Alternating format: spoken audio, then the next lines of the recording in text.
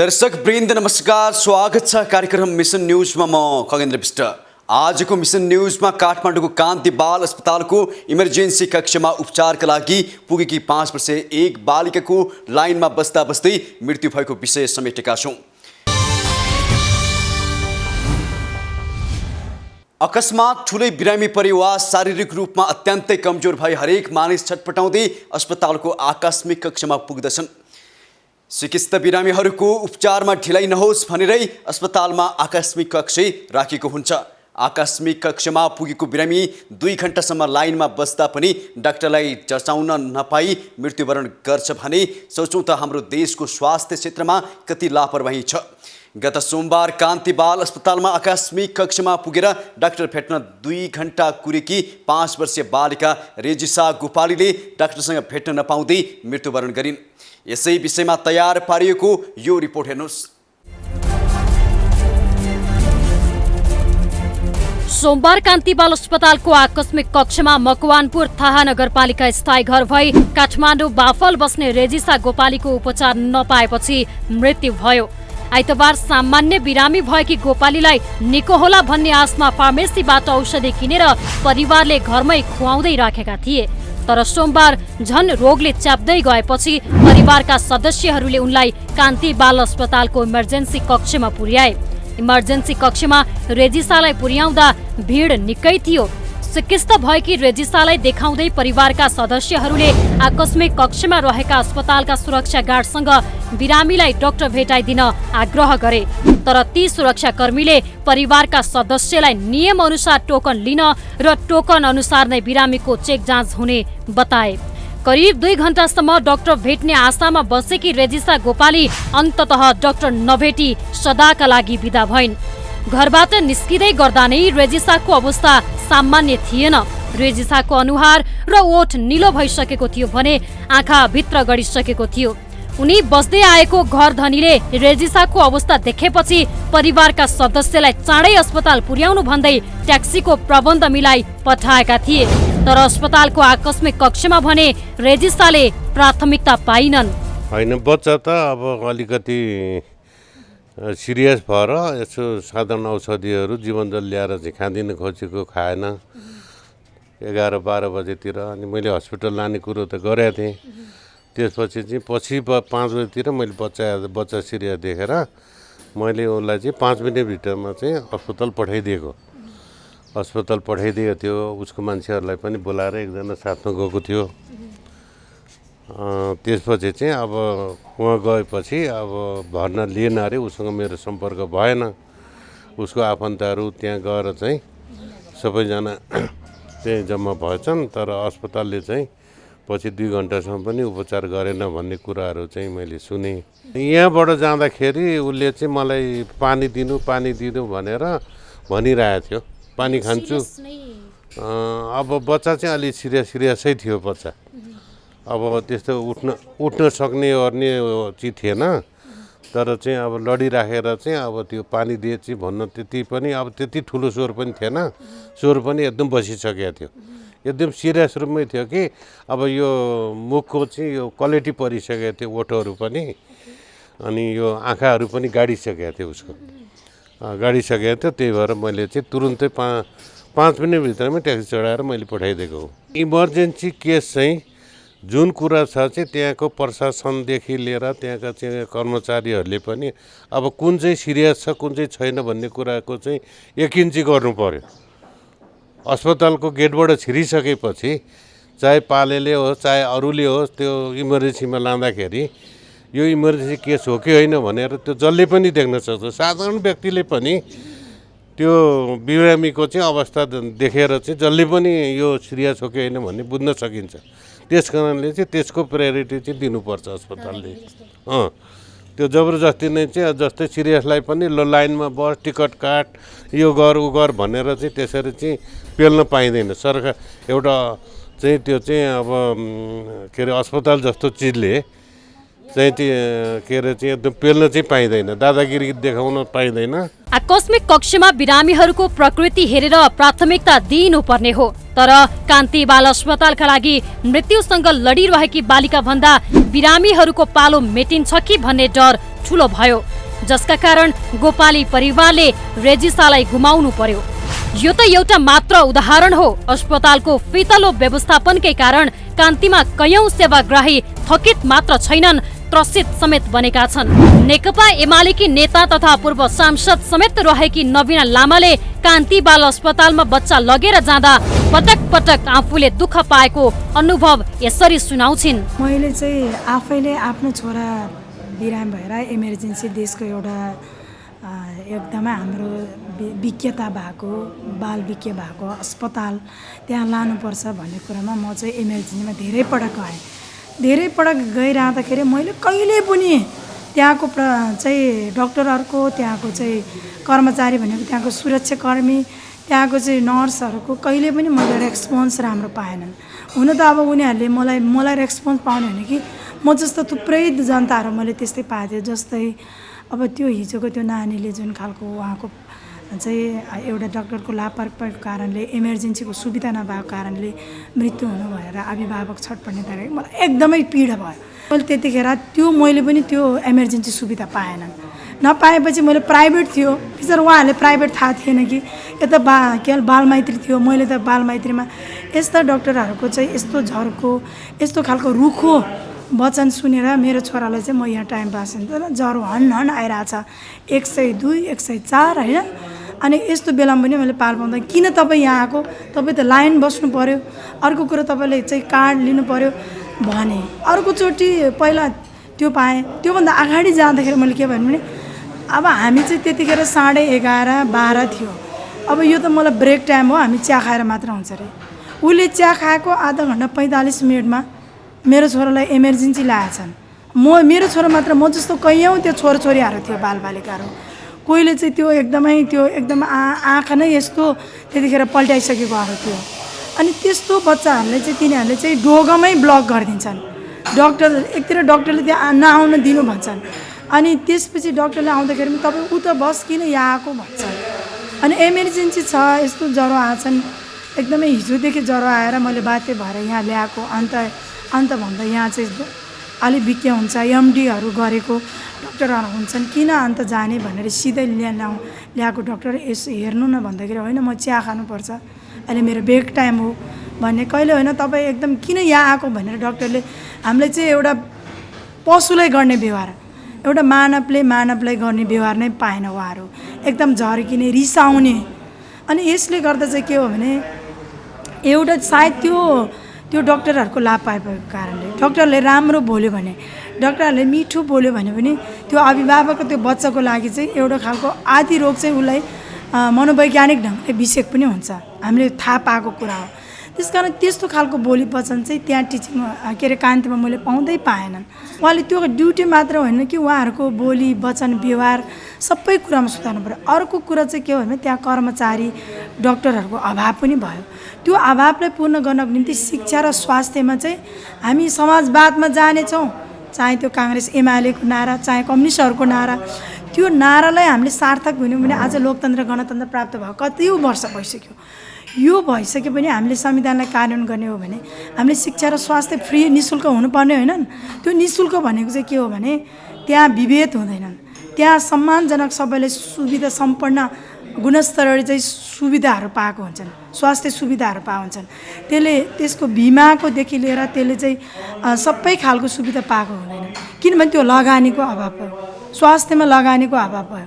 त्यो लगानी गर्नुपर्नेमा चाहिँ यहाँ के भयो थियो भने हाम्रो चाहिँ खास नेताहरू मैले भने पनि छ, खास कर्मचारीहरू एकदम देख्यो नि, अहिले त देख्दै आएको छ नि, भ्रष्टाचार, कमिसन, लिनदेन, किनबेच, तपाईँको देशका चाहिँ राज्यको ढुकुटीहरू चाहिँ सीमित मान्छेहरूको हालिमुहाली चाहे। शिक्षालाई दिनुपर्ने बजेटहरू, स्वास्थ्यमा लगानी गर्नुपर्ने बजेटहरू, स्वास्थ्यका विभिन्न यस्ता कान्ति बाल अस्पताल, देशका चारैतिर प्रदेश स्तरीय यस्ता चाहिँ गुणस्तरीय अस्पतालहरू बच्चालाई होइन, बच्चा मात्र होइन चाहिँ सुतेरीहरू, यस्तो चाहिँ मुटु किडनी लगायतका एकदमै यस्ता संवेदनशील पक्षहरूलाई चाहिँ हामीले ध्यान दिएनन्। कान्ति बाल अस्पतालको यो पहिलो पटक भएको लापरवाही होइन, यसअघि पनि साउन महिनामा घाँटीमा समस्या भएर इमर्जेन्सीमा भर्ना भएका 8 महिने बालक आलोक बराललाई डाक्टरले नै गलत इन्जेक्सन लगाइदिँदा मृत्यु भएको थियो। उपचार नपाएर रेजिसाको मृत्यु हुनु र पूर्व सांसदले पनि कान्ति बाल अस्पतालमा आफूले बच्चाको उपचार गराउन जाँदा दुःख पाएको बताएपछि हामीले कान्ति बाल अस्पतालका निर्देशक डाक्टर पङ्कज राईलाई अस्पतालमा किन यस्तो लापरवाही भएको हो भन्दै प्रश्न सोधेका छौँ। त्यो सोमबार बेलुकी जुन घटना भयो एउटा दुर्घटना जस्तै मान्नु पर्यो हाम्रो अस्पतालको लागि र बिरामीको परिवारको लागि। ती बिरामी हाम्रोमा आइसकेपछि उपचारमा चाहिँ उहाँ क्यूको क्रममा बाहिर पर्नुभयो र हाम्रो कान्ति बाल अस्पतालमा बुवा आमाले लिएर आएको सबै बच्चा इमर्जेन्सी नै मानिन्छ। कुनै पनि बच्चालाई उपचार गर्नमा कमी गरिँदैन र बुवा आमालाई लागेको इमर्जेन्सीको उपचार गरेर मात्र पठाउने व्यवस्था भएको भएर जस्तो सुकै प्रकृतिको बिरामी भयो भने उहाँले टिकट काटिसकेपछि उपचार गर्ने प्रतिबद्धता छ र त्यो भइरहेको पनि छ। त्यो दिन चाहिँ उहाँ आइपुग्दाखेरि क्यूमा पछाडि पर्नुभएछ र उहाँ आफ्नो चिकित्साको बारेमा सम्बन्धित चिकित्सकसँग पुग्न चाहिँ अलिक टाइम लागेछ।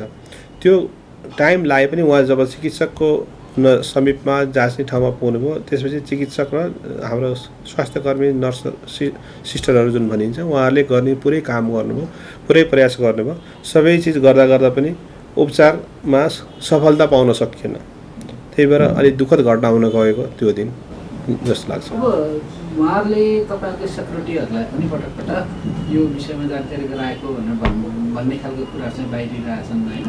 यो विषयमा तपाईँहरूले सेक्युरिटीलाई पटक पटक जानकारी गराउँदाखेरि पनि उहाँहरूले चाहिँ त्यो अवस्था यस्तो छ भनेर भन्दाखेरि पनि होइन तपाईँहरूबाट चाहिँ अलिकति त्यो विषयमा चाहिँ हेरफेर भयो कि तपाईँहरूको पछिबाट भन्ने कुरा चाहिँ बाहिर आएको छ। यो विषयमा तपाईँहरूको भनाइ चाहिँ के हो? अब यस्तो सेक्युरिटीले अब को बिरामी सिकिस्त को बिरामी कम सिकिस्त यस्तो छुट्याउन त सक्दैनन्। सेक्युरिटीलाई एउटा निर्धारित काम भनेको चाहिँ क्यू राम्रोसँग लगाइदिनु, सबैसँग राम्रोसँग बोली व्यवहार गर्नु र आफ्नो तर्फबाट चाहिँ भद्र व्यवहार गर्नु भनेर सिकाइएको हुन्छ। अब त्यतिखेर चाहिँ अरू हाम्रो बिरामीको मान्छेहरूले पनि यो बच्चा चाहिँ साँच्चै सिकिस्त छ, क्यू छोडिदिउँ, आफ्नो पालोलाई अलिक पछाडि राखे पनि हुन्छ भन्ने सबैको भावनात्मक रूपमा त्यस्तो चेतना भए अथवा सबैले त्यसो कपरेट गरे चाहिँ त्यो इभन सेक्युरिटीमा भएको या उपचारमा संलग्न चिकित्सक नर्सहरू सबैलाई सजिलो हुन्छ, हामीलाई पनि सजिलो हुन्छ। सबै बिरामीले चाहिएको प्रायोरिटी अनुसार उपचार पाउँछन्। तर त्यो दिन चाहिँ त्यस्तो हुन नगएको चाहिँ हो। अब यो घटनाबाट हामीले सिक्नु पर्ने पाठ चाहिँ के रहेछ र त्यसबाट चाहिँ हामीले यस्तो घटना नहोस् भन्नको लागि चाहिँ अस्पताल प्रशासनले के कस्ता कदमहरू चाहिँ चालिरहेको? अब यो अघि नै मैले भने कान्ति बाल अस्पतालमा आए जति सबै बच्चालाई उपचार गरेर पठाइन्छ। रोगको प्रकृति र यो कतिको गम्भीर छ भन्ने कुरामा बुवा आमाले मेरो बच्चा इमर्जेन्सी छ भने चाहिँ उपचार गरिन्छ र गरेको पनि छ, गरिरहेको स्थिति छ।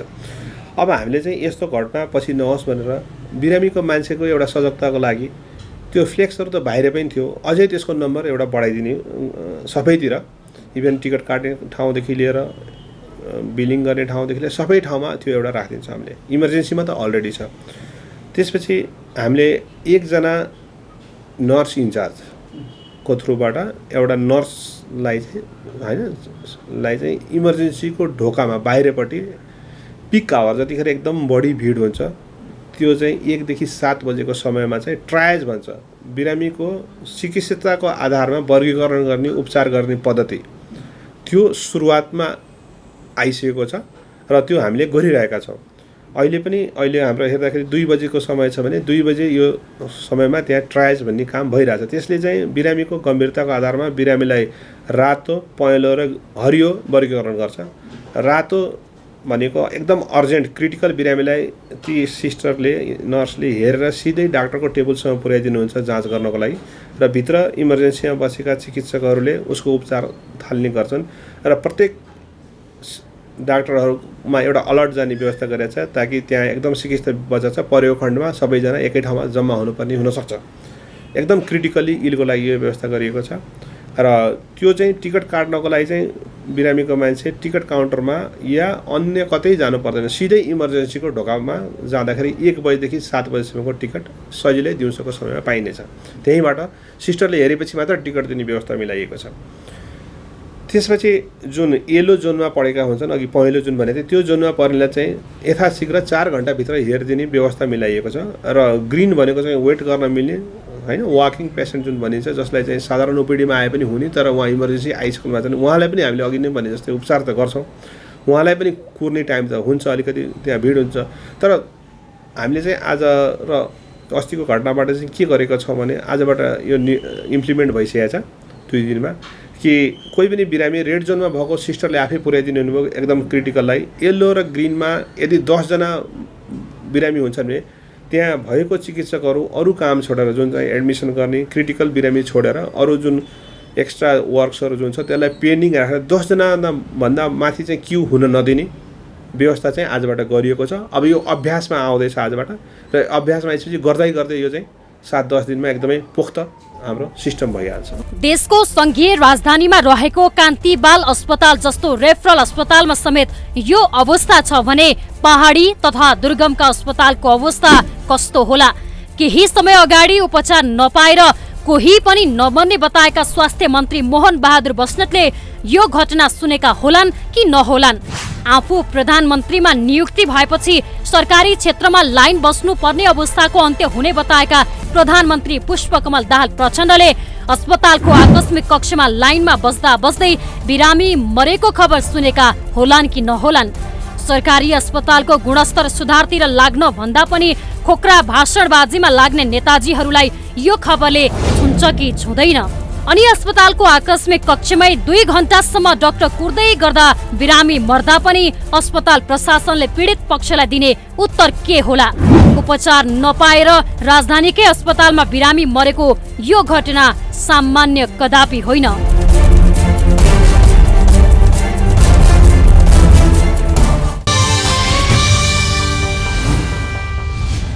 हरेक मानिसलाई जाँच्न पाउने अधिकार छ। शिक्षा, स्वास्थ्य जस्ता क्षेत्र निशुल्क हुनुपर्छ। संविधानमै समेत सो कुरा उल्लेख गरिएको छ। संविधानको भाग 3 को धारा 16 देखि 46 सम्म राज्यबाट नागरिकलाई प्रदान हुनुपर्ने अधिकारहरूलाई मौलिक हकमा रूपमा व्याख्या गरिएको छ। तर नागरिकहरूले भने अधिकार प्राप्त गर्नु त परको कुरा सरकार भएको सम्म महसुस गर्न सकेका छैनन्। स्वास्थ्य उपचार जस्तो संवेदनशील क्षेत्रमा समेत राज्यले जनशक्ति र सुविधामा लगानी बढाउन सकेको छैन, जसले गर्दा गरिब जनताहरू उपचार नपाई मर्न थालेका छन्। यो राज्यको तर्फबाट भएको मानव अधिकार उल्लङ्घन समेत हो। यसै विषयमा तयार पारिएको यो रिपोर्ट हेर्नुहोस्।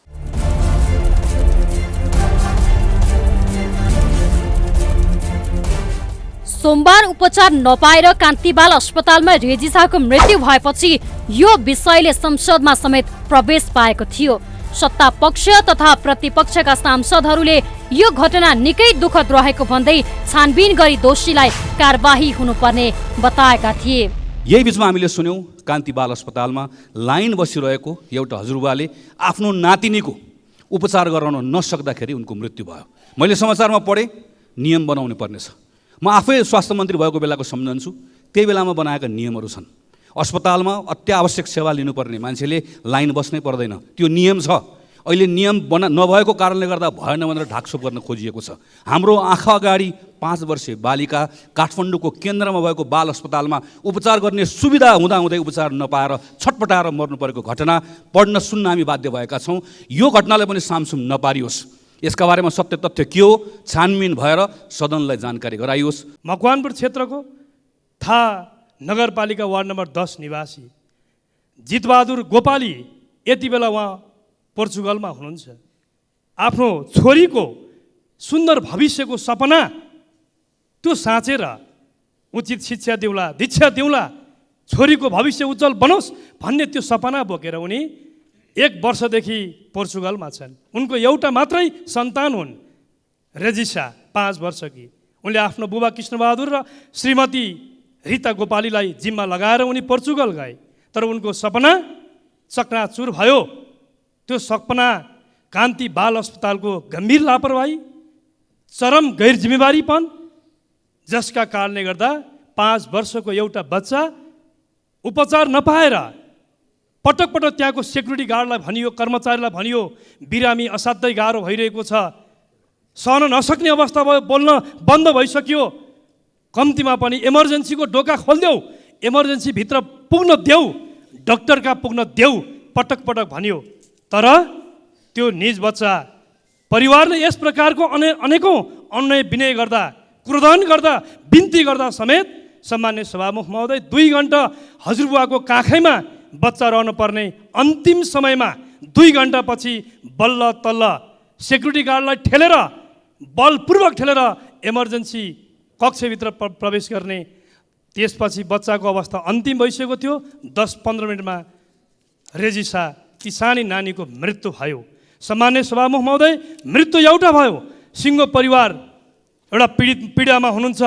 यसले के देखाउँछ भने अस्पतालभित्रको चरम लापरवाही, व्यथिति एकातिर देखाउँछ भने यो घटनाको बारेमा त्यहाँको अस्पतालको निर्देशकले जिम्मा लिनुपर्छ कि पर्दैन, त्यहाँको अस्पताल विकास समितिले जिम्मा लिनुपर्छ कि पर्दैन। त्यति मात्र होइन, स्वास्थ्य मन्त्रीज्यूले यो संसदमा आएर यो विषय आज पहिल्यै समय लिएर बताउनु पर्थ्यो, देशलाई बताउनु पर्थ्यो।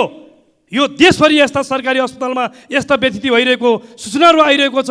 यस बारेमा म सम्मान्य सभामुख महोदय मार्फत म नेपाल सरकारको ध्यान आकर्षण गर्न चाहन्छु।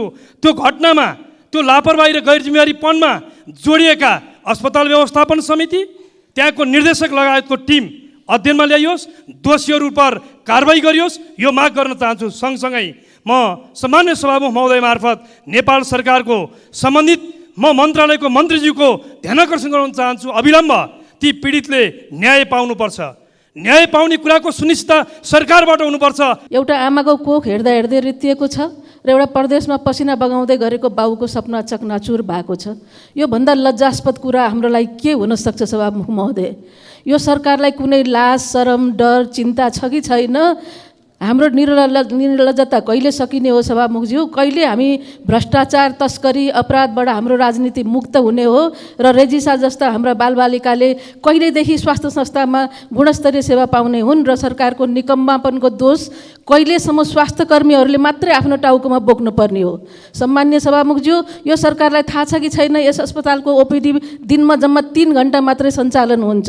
यस अस्पतालको इमर्जेन्सी र ओपिडीमा गरी दैनिक 500 बिरामीहरू आउने गरेका छन् र अस्पतालमा जम्मा 30 जना चिकित्सकहरूले बिरामीहरू हेर्छन् र उनीहरूले बिरामी मात्रै हेर्ने होइन, पढ्ने पढाउने काम पनि गर्नुपर्छ। ओपिडीमा देखाउन नभ्याएका बिरामीहरू सबै इमर्जेन्सीमा आउँछन् र त्यतिखेर इमर्जेन्सी पनि ओपिडीमा परिणत हुन्छ। त्यहाँ 100 भन्दा बढी बिरामीहरू पालोमा हुन्छन् र चेक जाँचमा भने जम्मा 1-2 जना चिकित्सकहरू मात्रै हुन्छन्। बिरामीको चाप बमोजिम अस्पतालमा गुणस्तरीय सेवा दिने के कस्तो मानव संसाधनको आवश्यकता पर्छ विचार नगर्ने, नहेर्ने, 23 वर्ष पुरानो दरबन्दीबाट अस्पताल चलाऊ भनी सुतेर बस्ने सरकारले, स्वास्थ्यको बजेट काट्ने यो सरकारले यो जिम्मेवारी लिनुपर्छ कि पर्दैन? नेपाल सरकारको आफ्नै मापदण्ड बमोजिम यति सही सञ्चालन गर्ने अस्पताललाई कम्तीमा 533 जना नर्स चाहिन्छ भनेकोमा यो अस्पतालमा जम्मा 170 जना नर्स मात्रै हुनुहुन्छ र त्यसमध्ये पनि करिब 10 जना नर्स लामो बिदामा र अध्ययन बिदामा हुनुहुन्छ।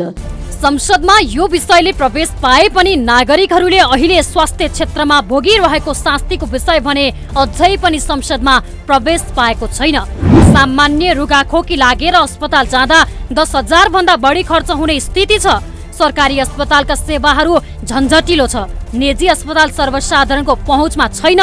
न त रोजगारी छ, न कुनै आम्दानीको स्रोत नै। यस्तो भएपछि अहिले मध्यम तथा तल्लो वर्गका मानिसहरू रोग पालेरै बसिरहेका छन्। कारण हो अहिलेको स्वास्थ्य उपचारको खर्च जुटाउँदा परिवार नै ऋणमा डुब्नु पर्छ। उस्तै परे सडकमै बास हुन्छ। यस्तो अवस्थामा बिरामीले चाहेर पनि उपचार गर्न सक्दैनन्।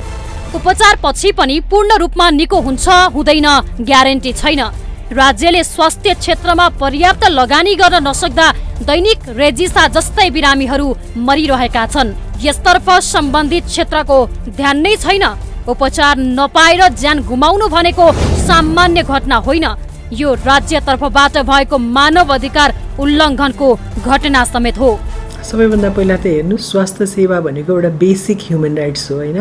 हरेक मानिसले इन रिगार्ड अफ जेसुकै स्ट्याटस होस् स्वास्थ्यको सेवा सुविधा पाउनुपर्छ र स्वास्थ्य सेवा सुविधा प्रदान गराउने चाहिँ नि सरकारको जिम्मेवारी हो भन्ने पनि त्यो हामी सबैलाई नै थाहा छ होइन। यो अस्ति जुन अस्पतालमा जुन एउटा इमर्जेन्सीमा कुरेर एउटा बालिकाको मृत्यु भयो, एकदमै दुःखदायी घटना त्यो छ। जिल्लाको अस्पतालदेखि अरू कतिपय अस्पतालमा अब यस्तो भइ नै रहेछ कि, किनभने एउटा जनताले चाहेको जस्तो सेवा सुविधा दिन नसक्नुको सबभन्दा ठुलो कारण नै ह्युमन रिसोर्स हो के। जति पर्याप्त मात्रामा मेडिकल सर्भिस दिनेहरू चाहिन्छ त्यो चाहिँ कुनै पनि अस्पतालमा छैन। अझ तपाईँले दुर्गमको अस्पतालबाट हाम्रो मोनिटरिङ जाँदाखेरि पनि भेटेको छ, कतिपय दुर्गम अस्पतालमा त विशेषज्ञ नै हुँदैन, अपरेसन गर्ने मानिस एउटा स्पेसलिस्ट नै भइरह हुँदैन। कतिपय ठाउँमा हामीलाई एउटा रिपोर्ट पनि आएको थियो धेरै पहिला हैन, अब अपरेसन गर्ने डक्टर छ तर त्यहाँ अरू गर्ने मेडिकल उनीहरू छैन भन्ने कुराहरू आछ। त्यो सबभन्दा ठुलो कुरो त ह्युमन रिसोर्स नै पुग्दैन, जुन डक्टर मात्रै होइन अरू पनि मेडिकल जुन अब नर्सेसहरू भए होइन अरूहरू पनि त्यसको एकदमै कमी सबै ठाउँमा छ। चाहिने दरबन्दी भन्दा पनि कम हुनुमा चाहिँ नि सरकारले विशेष गरेर अब नेपाल सरकारको सम्बन्धित निकायले यसको मोनिटरिङ र यसलाई चाहिँ पर्याप्त मात्रामा सेवा सुविधा दिन पाउने ठाउँमा अझ बाल अस्पताल जस्तो कुरा, एउटा बालबच्चाको स्वास्थ्यसँग जोडेको कुरामा त तपाईँले अझ इक्विपमेन्टको कुरा गर्नुहोस्, त्यहाँ चाहिने इक्विपमेन्ट छ कि छैन। कतिपय कुराहरू त यो सरकारकै अस्पतालमा इक्विपमेन्टहरू चाहिँ नि बाहिर प्राइभेटमा गएर जचाएर लिएर आउसम्म भन्ने पनि त्यस्तो पनि हामीले सुनेको छ, हामी आफैले भोगेको पनि छ होइन। त्यसैले पनि यसको लागि त एकदमै स्ट्रङ मोनिटरिङ र सरकारको जिम्मेवार निकायले चाहिँ नि यसलाई जिम्मेवारी लिनुपर्छ। मानवाधिकारको दृष्टिकोणले त कुरै छैन, यो त एउटा हरेकको नैसर्गिक अधिकार हो। स्वास्थ्य सेवा भनेको त सबैको नैसर्गिक अधिकार हो, यसमा त कुनै दुई मतै छैन, सबैले पाउनुपर्छ र सहज ढङ्गले सुलभ ढङ्गले पाउनुपर्छ भन्ने हामी मान्यता राख्छौँ। पाइला पाइलामा कर उठाइरहेको सरकारले हरेक जनतासँग प्रत्यक्ष रूपमा जोडिएको स्वास्थ्य क्षेत्रमा लगानी गर्न सकिरहेको छैन। अझै भएका लगानी पनि सही रूपमा सदुपयोग हुन सकिरहेको छैन, जसले गर्दा नेपालको स्वास्थ्य क्षेत्रको स्थिति डामाडोल छ। रेजिसा जस्तै थप अन्य व्यक्ति नमरुन् भन्ने हो भने सरकारले स्वास्थ्य क्षेत्र सुधारका लागि सोचिहाल्नु पर्ने अवस्था सृजना भएको छ, नत्र थप अन्य व्यक्तिहरूले पनि उपचार नपाएरै मर्नुपर्ने अवस्था रहिरहन्छ।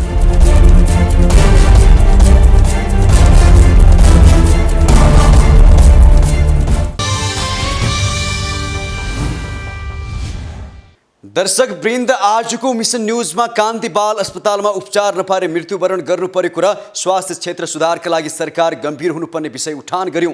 विकृति, विसङ्गति र भ्रष्टाचार विरुद्धको हाम्रो अभियान जारी नै छ। हामीलाई सुझाव र सल्लाहका लागि तपाईहरूले mountain.reporting@gmail.com र सम्पर्क नम्बर 0150108086 मा सम्पर्क गर्न सक्नुहुनेछ। हाम्रो कार्यक्रम www.emountaintv.com, YouTube channel mountain TV HD मा पनि हेर्न सक्नुहुनेछ। अहिलेका लागि भने माउन्टेन टेलिभिजन HD को मिसन न्यूजबाट बिदा दिनुहोस्। नमस्कार।